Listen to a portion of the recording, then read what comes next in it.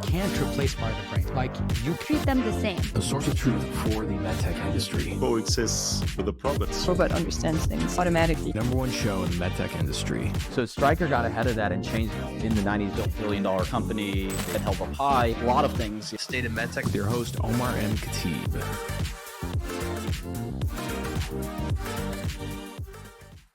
Hey everybody, welcome back to the show. I'm so excited for this episode because I'll be honest, there's not a lot of content on the Value Analysis Committee. The VAC Committee is literally the most important part of every medical sales cycle, but there's not a lot of content out there on it. There's not a lot of information. You kind of just figure it out as you go.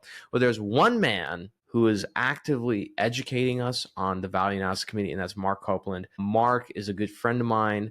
I'm a big fan of his content. And so I thought, who else would be better to come on and talk about the Value Analysis Committee than Mark? It's a great episode where we dive into the basics of it, but also some subtle nuances about the Value Analysis Committee process. If you're a rep, if you're a manager, you're going to love this episode. Be sure to share this with your peers because this is one that you're going to want to bookmark and revisit. Now, that being said, I want to give you a few extra little goodies for my audience. First is my Medical Sales Network Effects program is one of the most popular courses in medical sales when it comes to learning how to sell digitally using email, using LinkedIn. And, for the longest time, it was a little over $3,000 to join that because we had a lot of coaching calls, etc. Well, now we're not doing as many coaching calls. And I want to make it a little bit more affordable for people. So if you're listening to this episode, you're clearly somebody who I want in that program. It's an online course. You go at your own pace. You own the content after you purchase it. Plus, we have our full call library and past meetings on there with certain experts that you can watch. Really learn about how do you sell using LinkedIn, email, and more importantly, how do you brand yourself? Because let's face it, yes, selling through LinkedIn is very valuable to learn, but also how do you develop a professional brand so you can attract all kinds of opportunities? We go into all that and more in the course. Plus, there's a private group that you can network in. There's CEOs in it, VPs, other reps. So to get this promo, check the show notes below or go to digitalmedicalsales.com and use the promo code podcast2024 and you'll get 60% off. The course will end up being less than $1,000. You can even choose a payment plan if you want. And it's fantastic material, and I'm really looking forward to having you in there. And finally, if you're a medtech CEO and you're struggling to get traction, right, and you're struggling to get awareness with investors, I want you to talk to me. My company, Khateeb & Co., has worked with companies like Moon Surgical and other exciting disruptive technology companies to help them accomplish two things. One is raise awareness with investors, and the second is to get commercial pipeline using social media. We will get in, we'll work with your team, we'll come up with a strategy, and we'll actually build out commercial pipeline and get you leads so you can figure out who the early adopters are and more importantly, activate them so you get a KOL. So to learn more, go to khateebandco.com or shoot me a message on LinkedIn and let's talk. Now, let's get on to the episode with Mark. Hey everybody, welcome back to the show and an episode that to be honest with you, we're like 180, 190 episodes in. I don't know why it took me this long to do this type of episode, mainly because I don't think there's a lot of people who I feel comfortable as, in my eyes, experts to come on to do this. So we have our good friend Mark Copeland on, who recently received a top sales voice badge for LinkedIn. Congratulations, Mark. And on his headline puts my favorite, the Value Analysis Whisperer, because let's just face it, the most important thing in our industry is the Value Analysis Committee. It's this like black void that you don't know, like things go in and never come back out. And so Mark has just done a phenomenal job creating content and education around this. Not to mention the gifts that Mark uses is so spot on, whether it's like Johnny Carson or something. I'll tell you, it's like, for me, it's like a lost art. So, Mark, thank you so much for joining the show. How are you doing? I'm good, Omar. Thanks. And those who know me and who have known me for a long time, I think the gifts are designed to make me laugh a little bit too. Like I pull one up and I'm like, oh yeah, this is going to make some people laugh. And I know it's going to make me laugh. I'm guilty of playing to an audience of me, I guess, sometimes. But yeah, no, thank you for the compliments. I should just learn to take them better. Absolutely. Yeah, you absolutely should. And just quick sidebar, I just wanted to say thank you because you're one of my favorite creators on Omni Creator. So for those who don't know, Omni Creator is a software and creator community that I co-founded. It's the best tool when it comes to creating content on LinkedIn, in my opinion. bias, obviously. But Mark, I really appreciate you being a member of that community. Just real quick plug. What's your favorite feature on OmniCreator? Because I want to get more medical sales leaders like yourself to be essentially putting out content and education. And you do such a good job of it every week. Thanks. I think of three off the top of my head relative to OmniCreator. Number one, no surprise, the gift machine is really easy to use. That affects me. But I think where other people might really find it interesting is being able to save everything that you've created for some time in a way that, like, LinkedIn doesn't. If you just do your content through LinkedIn, you either do it or you lose it in most cases. And that's not how my brain works. So we were talking beforehand, I like to be able to, an idea pops in my head and save it as a draft. And I can save these things and I can look at them. And it just makes it really easy to operate off of for that part. And then frankly, the third, that hashtag, I don't know what you call it. I apologize. But being able to look up and say, oh, hey, sales has 5 million followers, hashtag sales. That seems like an interesting hashtag that perhaps one might. It's all right there instead of click. And it's first world problems. Hey, instead of having to click through and each one, it's all right there. But frankly, it's all right there. And there's a bunch of other cool parts of it that I'm still figuring out. But I just think for me, it's been easy. Even funny enough, even me as a co-founder of it, there's features that I haven't used as much and I'm discovering new things. So just as an example, so the one you're mentioning is a hashtag research tool, which for me, I use a lot. It's makes it a lot easier to grow on LinkedIn. Yeah. The other one was Daigo, my co-founder, was telling me about a post that he wrote like a year and a half ago. I had something come up in my life and he's, oh, Omar, I actually wrote a post just about that problem, like over a year and a half ago. And he pulled it up immediately. And I was like, how did you find it so quickly? And he's like, dude, do you not use the search post tool on Omni? And so on Omni, I forgot about this thing, but you essentially can, through a keyword, search all of your posts. And so there was like a post that I wrote a year and a half, 2 years ago that I've been trying to find. I just went in and just type in like the first couple of words of that post and then automatically find it. And in the past, when we would make content on LinkedIn, it would just disappear forever. So anyways, happy you love it. Yeah. Quick plug for the audience. If you're curious to learn more about OmniCreator, we have a great MedTech community on there as well. Go to omnicreator.club and use the code podcast. Now, let's talk all things VAC. So real quick, Mark, just quickly, just for the audience, quick 30-second pitch on who you are, your background. Why should we listen to you? Why are you the value analysis whisperer? Okay, so I've been in medical sales for 25 years. I was pharma, biotech, and have been med device for the past 20. And I've always been with startups. And as these value analysis committees started to be formed about 10, 15 years ago, it was eerily similar to my hospital rep days at Pfizer and the P&T committee. And they trained us on a methodology that was very effective. And I kept looking around, wondering when med device was going to draw the same conclusions, and I still have yet to find it. So I've been using this methodology and updating it in 15 years, and I try to track it. We're running at about an 82% success rate of getting things approved. We don't throw up anything that we think can be approved, and like we're selective. But yeah, I think anybody can do it, but I don't see anybody teaching it. And it frustrates me because you would probably have a lot of younger med device reps that listen to you. You have some older ones, but you have some younger ones who are struggling a little bit, I suspect, with this.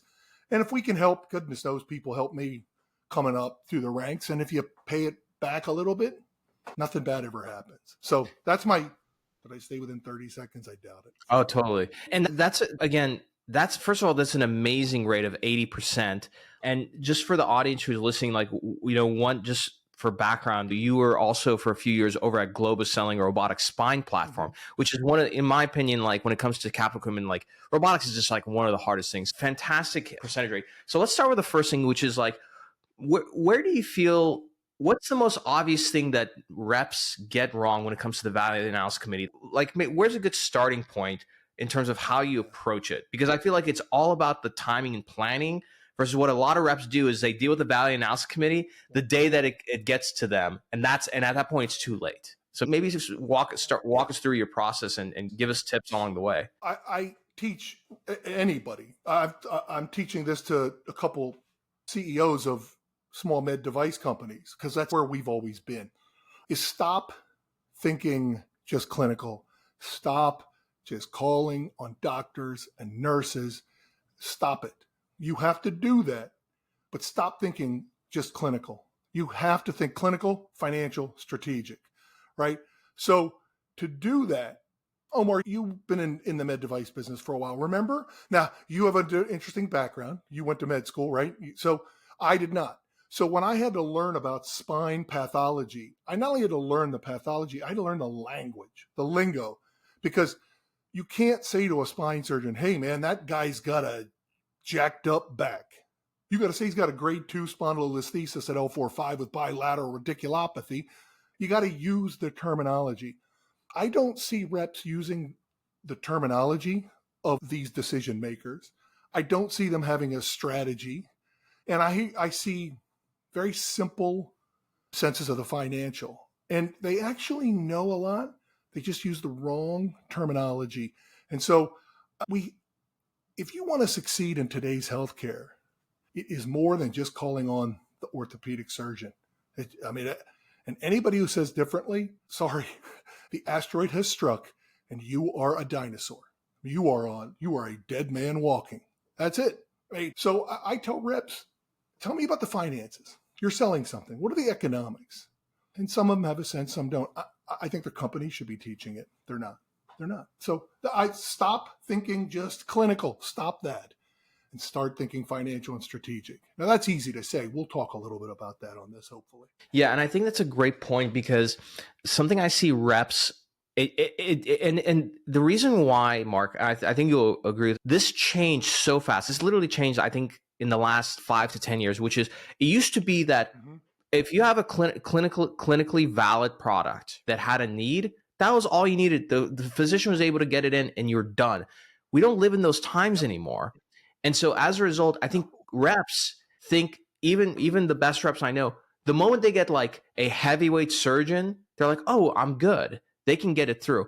What they don't realize is that surgeon has all these other priorities. They're not trained on sales.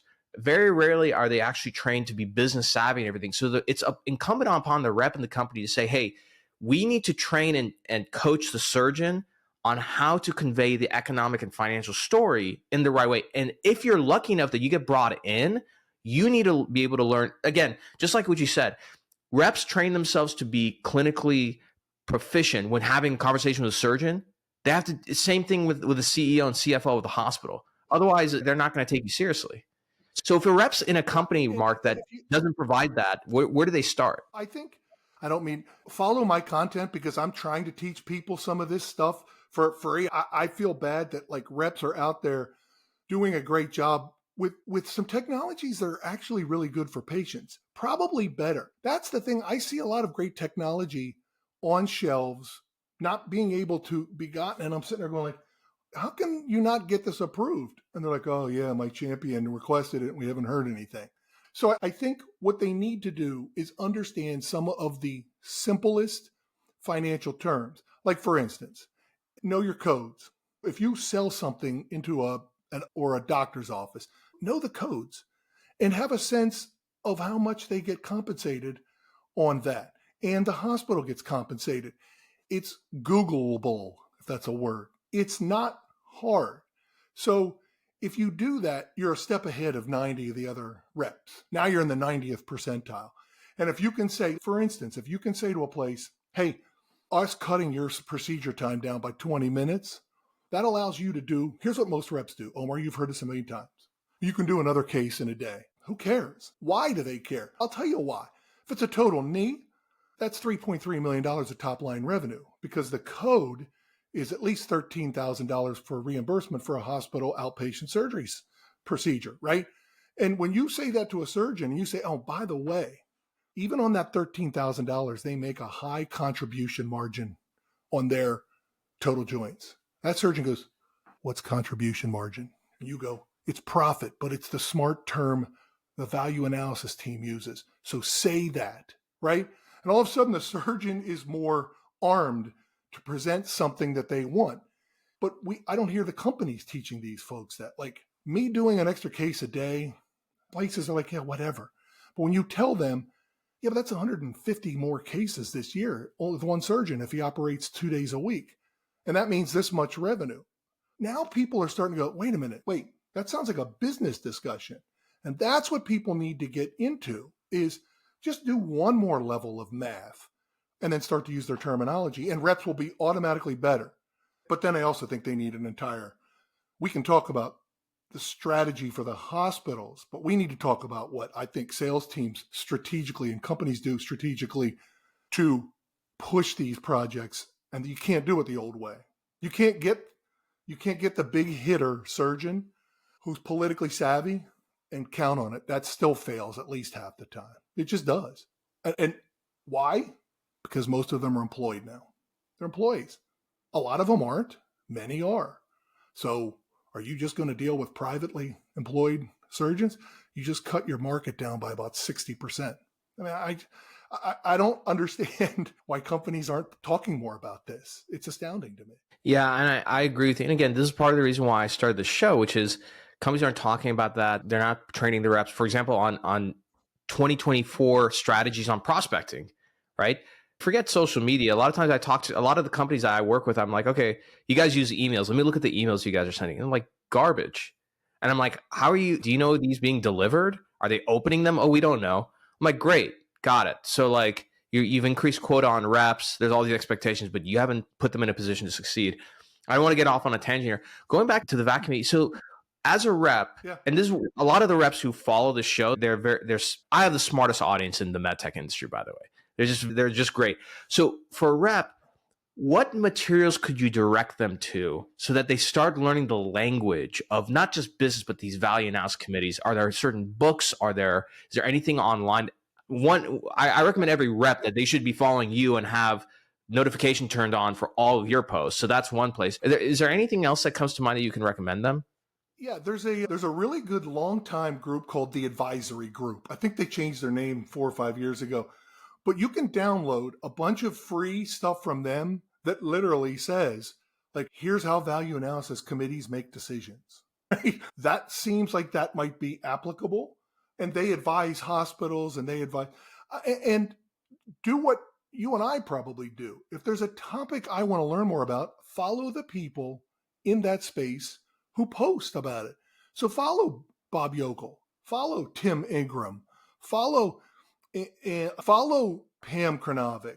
There's a bunch of these folks. Now, sometimes it delves a little too supply chain for me versus new product innovation, but that's okay. I learned the language from them. And a lot of these folks, just like anybody, if you're not sure, if you say, what the heck is contribution margin? Somebody nice enough on LinkedIn to teach you. Like somebody will do it. So I like the advisory group stuff because I feel like it's written on a level that somebody who's not in that space can learn. I think Greenlight had a bunch of good stuff on their website. You can still Google and find that. And I would spend, here's what I did to learn a lot of sterile processing about 5 years ago. I told myself every single day, I'm going to reach out and try to connect with 5 different sterile processing directors across the country. And I'm going to tell them, I'm not here to sell you anything. I'm just here to learn from your content. And I had a bunch of people. Then I learned a bunch from people just because they posted. And save yourself some trouble and learn from those people. I went and interviewed people. I've interviewed over 40 value analysis people, like literally interviewed them and asked them these things. Yeah, there's a plethora of information out there, and people can follow me if they like. I hope they get something from it. And because that's the goal. The goal is for me to give all this free stuff in my head away for free. And why wouldn't we? So let's start with kind of an example. Let's say I'm a rep and let's just for the sake of example, I'm selling a robotic system, and I'm selling to a surgeon at an ASC. Okay. Let's say the surgeon works out of this ASC, but also work at a larger hospital. We're trying to get the product into, let's say, the ASC. Surgeon's like, I love it. Great product. I'll advocate for it. What should the rep do from there? And how do they prepare for going through the value analysis committee? If you can go through your best places for them to start, that'd be fantastic. Yeah. First of all, you need to know the lay of the land, right? I do something, but I would say, does the hospital own that ASC? or is it privately held? Who else is influential? Who else are end users that, like the end users? That's what's so weird about healthcare. The end users, in this case, the surgeon, is not the person who foots the bill in many cases. It's somebody else, unless they're a part owner of the surgery center. So you need to know the lay of the land, because the way you position your robot is going to be different based on what, that's back to the strategy part, what the lay of the land is. So if I'm talking to let's say the ambulatory surgery centers, yeah, we're interested, but that's a big price. One of their strategic goals is to attract more surgeons. I would be selling it to them saying, hey, look, he loves this. He's going to want to use it. But you put this here, here are the surgeons you'll be able to attract. I've talked to many of them. They want to do this. You will be a landing place for them as we see all these procedures move from hospitals to surgery centers. So like I made that up on the spot here, but that's selling to somebody who's not the surgeon, because your surgeon champion doesn't care if anybody else comes. Right? He or she just wants the robot for their cases, but he or she is not the ones paying the bill. You got to play upstairs. How does it help their strategy, the hospital or the ambulatory surgery center? And I've asked people, like, have you been on the hospital's website? What do they say about these things? And they're like, I have no idea. I don't need, should I do that? I'm like, maybe. That's selling. That's pre-selling, because it's easy to get a surgeon to want to use robots. To get it bought, that's a whole different can of worms. Whole different. Yeah, no, I completely agree. And I think a lot of this information is readily available. For the surgeon, you can, not every surgeon's on social media posting, but a lot of them have, you can learn about the surgeon. Same on the hospital. Like, what's the mission of the hospital? Are they looking to be a center of excellence, et cetera? Let's say a lot of that information is vague, right? Who can the rep talk to, and how can they, and I'm a big fan of, you have a contact in the hospital, which is a surgeon. You can leverage that person to put you in contact with the right people to give you that information. So let's say you go and do the research on the hospital. You don't find a whole lot there. You go back to the surgeon and you can ask the surgeon to connect you to somebody in the hospital. Who do you have them connect you to next and why? Probably for me, in that instance you're talking about, I would think it's got to be either the service line coordinator. So let's back up for a sec. Remember in hospitals you were talking about earlier, it used to be a standalone hospital, right? And there was surgeon, sort of service line coordinator, perioperative services, C-suite. Because there's been so much merging, there's actually been a position created now that's VP of a service line. And they're in charge of all the orthopedic or robotics or gynecologic across that 8 hospital health system. Those are the people that oftentimes are the ones who are really, I don't want to say making the decision, but they're the ones that are the people who are, they're like 70% of the decision, and the surgeons, because they understand the numbers for the service line and the strategy. So my goal would be to ultimately get to that person. I'd be saying to the surgeon, we need to talk to the service line coordinator in this hospital of your service. And I want to ask a bunch of questions, because I'm not going to go pitch it to them and get shot down and be told no by somebody who can't tell me yes. I'm not doing that. Right. But what I'm going to do, and who do you think I should be talking to as well? I think that surgeon needs to guide you to get to the people while you are guiding the surgeon, saying, here's what's happening. Here's what they're telling me. Here's what's are we on the same page? Don't ask it. I have told more champions, do not request this yet. Don't do it until I think we're ready. And I'll know. And when I know, you'll be the first one. But you have to do that background. I think it's, honestly, Omar, if you drop me in front of anybody and you said one person in the health system that you could talk to, it would be the VP of that service line. Whatever that service line is, GI, doesn't matter. That's who, because they're the ones whose job it is to drive that service line, higher revenues, happier surgeons, better outcomes in patients, understand the finances, budgeting. That's who it is. And their formal way up to that person. Formal title is like head or VP of service line. Is that the formal title? Yeah, it's usually something like VP of that service line, one of those service lines for the health system. They might have a different title, but that's basically who it is. And what about in a smaller an ASC or smaller hospital? What would that role be? Smaller, you mean like a smaller individual facility? Yes. So few of them can make a decision like this by themselves now without going to the mothership. That's why I think the mothership is where most of these discussions need to be had. At an ASC, it's the administrator and whoever owns the place and the busy surgeon. So that's why selling in an ASC can be more rapid. But for those who think you don't need to know value analysis in the ASC, you do. It's just less people you have to talk to. It's easier. Got it. That makes sense. Did I answer your question?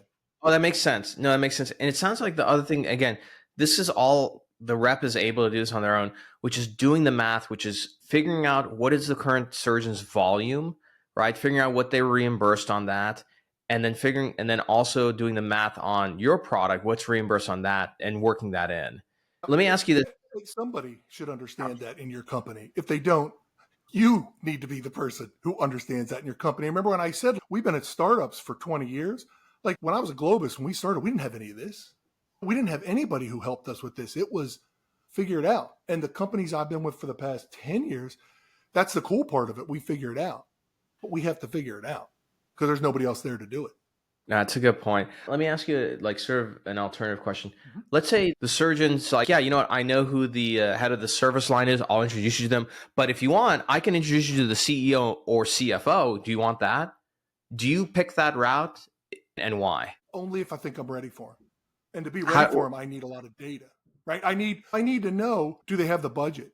Is this important to them? I've got a health system around me that touts the dozens of thousands of cases they've done with Da Vinci. I know it's important to them because they tell everybody about it, right? So I know when I go talk to their C-suite, I don't have to convince them on robotics being important. I have to convince them that mine is appropriate or fits into their strategy. But Omar, who walks into a place as a salesperson and thinks they can sell something without knowing where the customer's coming from? And that's what I see. Like, you can drop me in front of the CFO, but my goal is to get into a conversation and understand what their strategy is relative to robotics. Because if I don't, I got a 1 in 20 chance. That's the homework we all have to do, that I don't see that done in medical device the way I think it should be. So I'm not asking to see any of those people until I'm ready to hit them right between the eyes. And to do that, I need to do a lot of research, a lot of talking to the end users, the influencers, and the buyers. So how important is it for you? Let's say you do the research, you have the clinical support and you have a clinical champion. The clinical side is the easier part, right?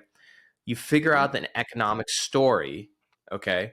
And let's say there's a date set to go in front of the VAC committee. What else do you do between, if you have the economic story and clinical story, are you good and done? Do you stop there? What are other considerations that you have to take into account when going before the VAC committee? That's a good question. Like, I keep coming back to strategy. Pfizer taught us this years ago. This is 25 years ago. And I know med device likes to roll their eyes at pharma. They shouldn't. They're wrong. I won't. That's another podcast we'll do sometime.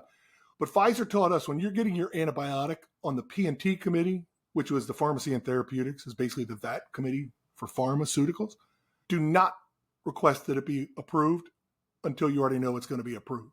It's like counting votes in Congress, right? So if you had me going to do that, I don't go to the value analysis until I know where all the people that are influential or as many users as I can, where they are. And I chart it. I put down the left-hand side. Here's all the important people. And across the top, I say, are they against us? Do they not care? Do they love it? And I try to move everybody one to the right. I just try to get the people who are against me to be neutral and go, whatever, that's fine. And then when we request it, my champion already knows what's important to everybody else associated, and they can speak to it because we've already gathered all that information. So I think part of this is what you're asking is what's the part of the problem. People are like, who do I talk to? I want to go try to sell to them. And would you do that with a surgeon? I wouldn't. I'd be like, I want to know what's his deal. What kind of cases does he do? Where does she do her cases? Does she do them minimally invasively? Does she do them robotically? Does she do them open? I'm not going to walk in and start yammering without knowing that stuff. Omar, this is the thing that I keep saying to people. Value analysis is the customer. Stop thinking any other way. They are the customer because they're the ones who buy. And if they don't buy in, nobody gets it. That's it. It's that simple. People will figure it out. I'm just like the old man Simpson yelling at the clouds right now. But I think you're absolutely right about this. And again, we're in a transition period in our industry where we have to evolve from the way we prospect to the way we market to the way we manage deals. And this is why it was difficult in its own right, but we're not in the days where you just 10 plus years ago, medical sales was very much like hand-to-hand combat. You got to live in your account because at any moment your surgeon can be converted, right? Those days have evolved to a more complex, sophisticated sell. And I think this is why medical sales is like the hardest job on planet Earth, because you're managing the whole sales cycle. You got to know the product inside and out and everything. And you got to deal with all these new decision makers, whether you're selling like simple DME product or like a robotics platform. You got to know it all. Yeah, exactly. And if you don't, you'll struggle. And if you do, you'll be more successful. But you'll struggle if you don't, because I have yet to come up with an analogy for it. There are multiple people who are involved in these decisions, and you described it very well. It used to be hand-to-hand combat. I like that. I want to steal that. It's not that anymore. It's fighting a proxy war. Yeah, I don't know. We'll come up with something good. But you can tell I'm a basketball guy, right? Like, we were trained for decades.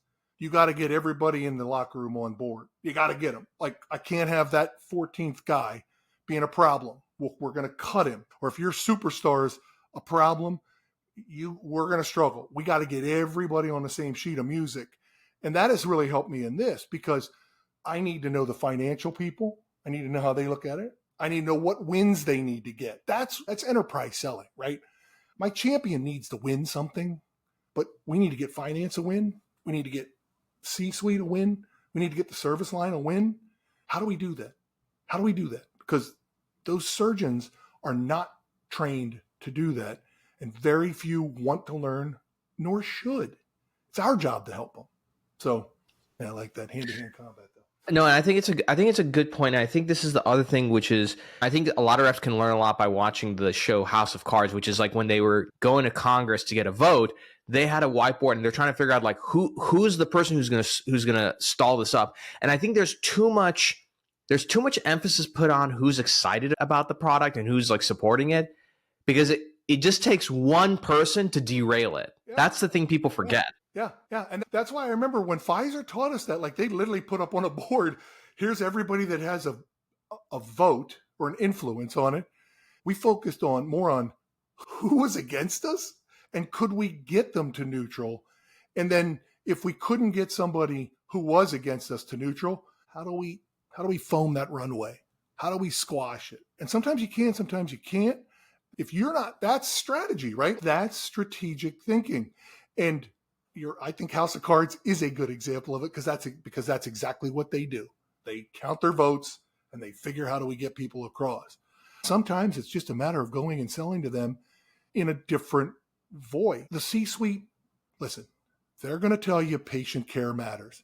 It does. But if it's all that mattered, the world, like, we wouldn't be living in this world we're in. But if you go to them and say, listen, this is going to help patients. It's going to help you retain surgeons, which is a major value analysis point of emphasis, is to maintain their surgeons and their nurses. And it's also going to make you $3.5 million top line revenue.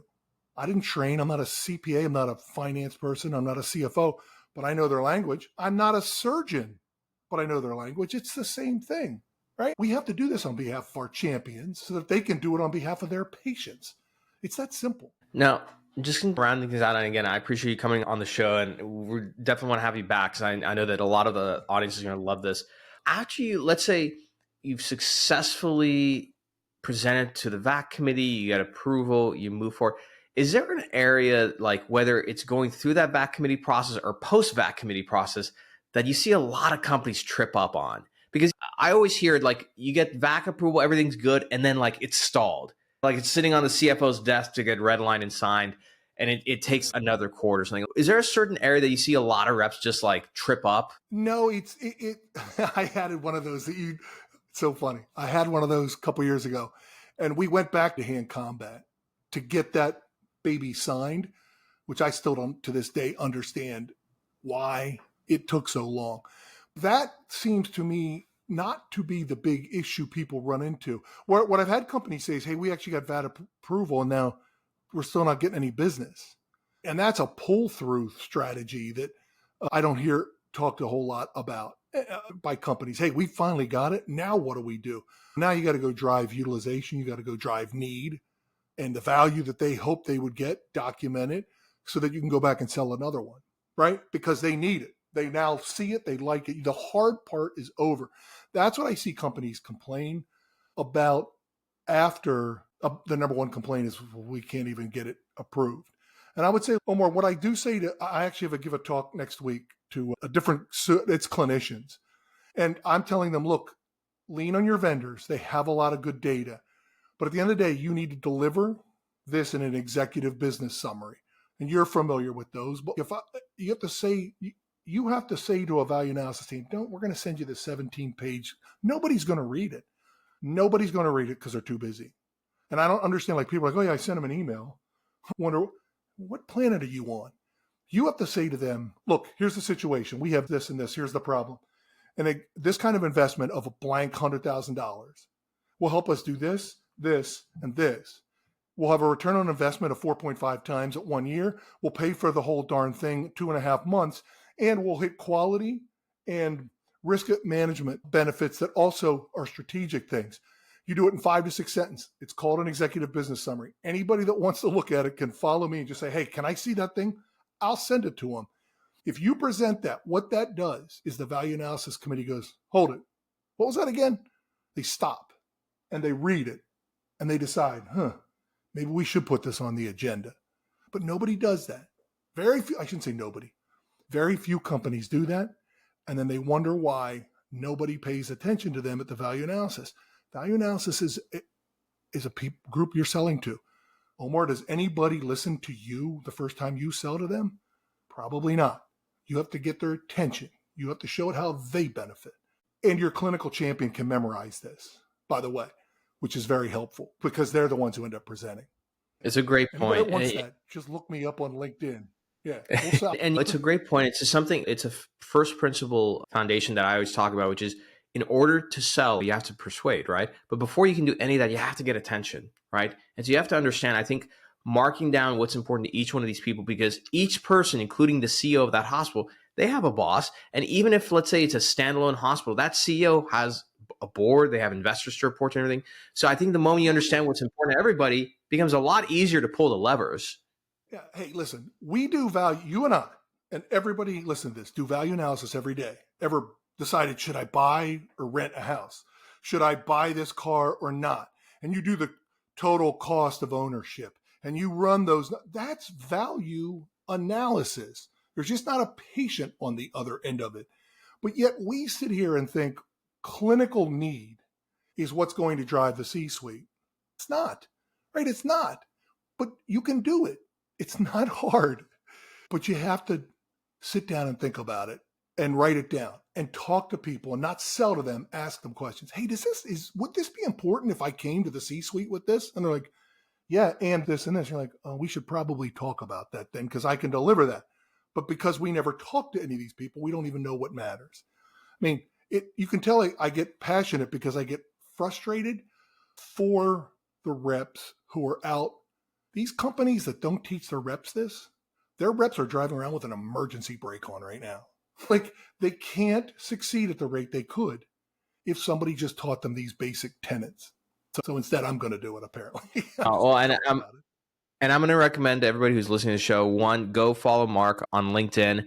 Go and click the bell notification on his profile and turn it to all posts. That way you can consume it. I've been learning a lot just through his posts. That's why I'm on the show. But Mark, I just want to thank you so much for coming on. Aside from LinkedIn, is there anywhere else any other way that people can get in touch with you? Yeah, they can look me up on my website, valueanalysisexpert.com. And they can follow me on LinkedIn. And I tell everybody, if you have a question or there's something you want to learn more about, tell me and I'll write about it if it helps. We're here to help. Yeah, that's the easiest way, though, is LinkedIn is just look up Mark Copeland and do all the good stuff you said. You're so good at this social media stuff, Omar. Hey, man, you are too, my friend. You are too. Look, Thank you so much for coming on the show. We're definitely going to have you back. I want to thank the audience for listening. Go give Mark a follow. If you haven't already, subscribe to the show, give us 5 stars, and we'll see you all next time.